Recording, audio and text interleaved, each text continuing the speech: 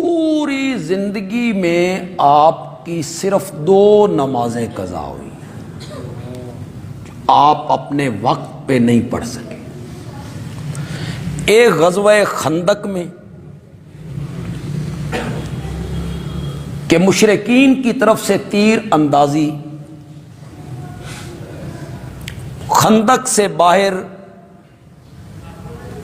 حملہ آور ہونا، ان کا تیروں کی بارش کر دینا، تو آپ کی عصر کی نماز قضا ہو گئی،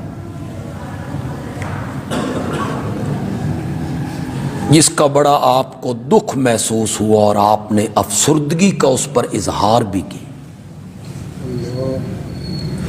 دوسری نماز ہے لیلۃ التعریس،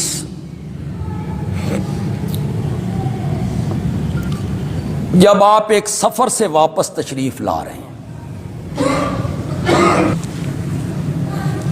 اس سفر میں آپ واپس تشریف لا رہے ہیں تو رات کے وقت ایک جگہ پہ آپ نے قیام فرمائے، ذہن میں آیا کہ تھکے ہوئے، نیند کا غلبہ ہے، رات کا اکثر حصہ بیت گیا ہے، کہیں ایسا نہ ہو کہ سوئے رہیں اور صبح کی نماز قضا ہو جائے، رہ جائے۔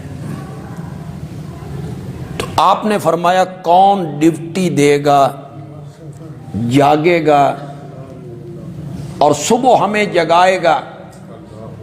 حضرت بلال اٹھ کھڑے ہوئے۔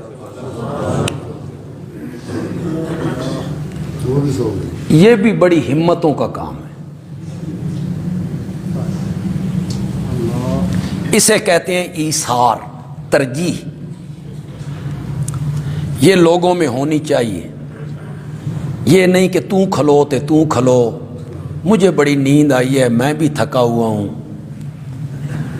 ایثار کرنا کہ چلو یہ سو جائیں، میری خیر ہے،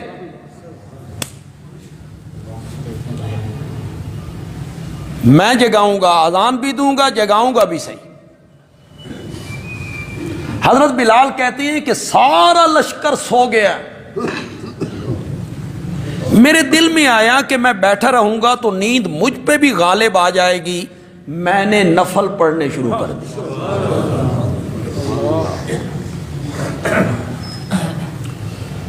جب صبح صادق ہونے لگی تو میں کجاوے کے ساتھ ٹیک لگا کے مشرق کی طرف منہ کر کے بیٹھ گیا کہ جو ہی صبح صادق پھوٹے گی تو میں اذان بھی دوں گا، انہیں بھی جگا دوں گا۔ تو حضرت بلال کہتے ہیں میں کجاوے کے ساتھ ٹیک لگا کے مشرق کی طرف منہ کر کے متوجہ ہو کے بیٹھ گیا کہ جو ہی صبح صادق پھوٹے گی میں اذان بھی دوں گا، انہیں جگا بھی دوں گا۔ اسی خیال میں بیٹھا تھا کہ مجھ پر بھی نیند کا غلبہ ہو گیا، میں بھی سو گیا۔ اب سارے سوئے ہوئے، کائنات کا آقا بھی سویا ہوئے اور وہ لوگ بھی سوئے ہوئے ہیں کہ چشم فلک نے ایسے لوگ نہ کبھی پہلے دیکھے تھے، نہ قیامت کی صبح تک دیکھ سکے۔ یہ ذہن میں رکھیے تھوڑا سا۔ انبیاء کے بعد سب سے اعلیٰ لوگ، چشم فلک نے ایسے لوگ کبھی نہیں دیکھے، وہ اس میدان میں سوئے ہوئے ہیں، خود کائنات کا تاجدار اس میدان میں، سب سوئے ہوئے ہیں، سب سوئے ہوئے ہیں، سب سوئے ہوئے ہیں۔ حتی طلعت الشمس، کیا چڑھ گیا؟ زور سے بولو یار۔ حتی طلعت الشمس،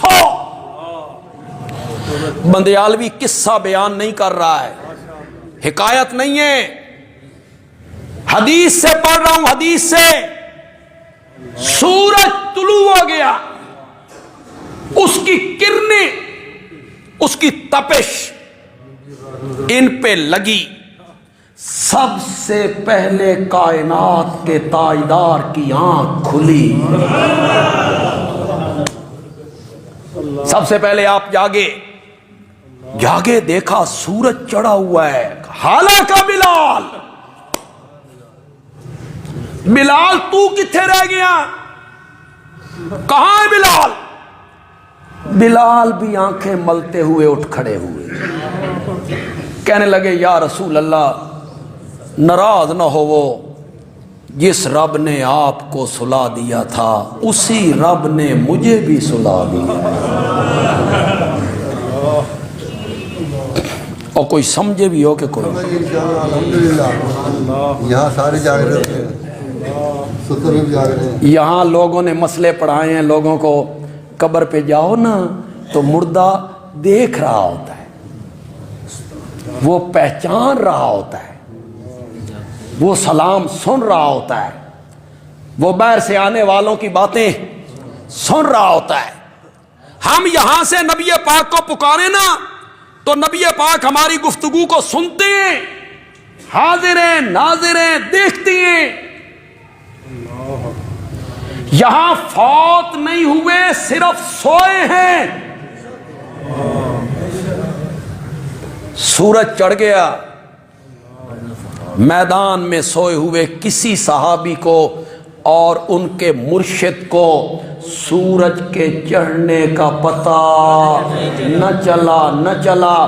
بندیالوی کہتا ہے اگر سوئے ہوئوں کو پتہ کوئی نہیں تے موئے ہوئوں بھی پتہ کوئی نہیں۔ یہ سب تم نے کھڑی ہیں باتیں، یہ سب تم نے کھڑی ہیں باتیں۔ ہم جاتے ہیں وہ کئی تو علماء اتنے ظریف الطبع ہیں، میں ظریف الطبع کا لفظ میں نے بول دیا ہے، جسے آپ اپنی زبان میں کہتے ہیں مزاحیہ، اسے عربی میں کیا کہیں گے؟ ظریف الطبع۔ کئی علماء تو اتنے ظریف الطبع ہیں کہ وہ بیان کرتے ہوئے فرماتے ہیں قبرستان جایا کرو نا تو سر کی طرف سے نہ جایا کرو، پاؤں کی طرف سے آیا کرو، تم سر کی طرف سے جاؤ گے نا تو مردے کو دیکھنے میں تکلیف ہوگی۔ واہ کیا بات ہے تمہاری!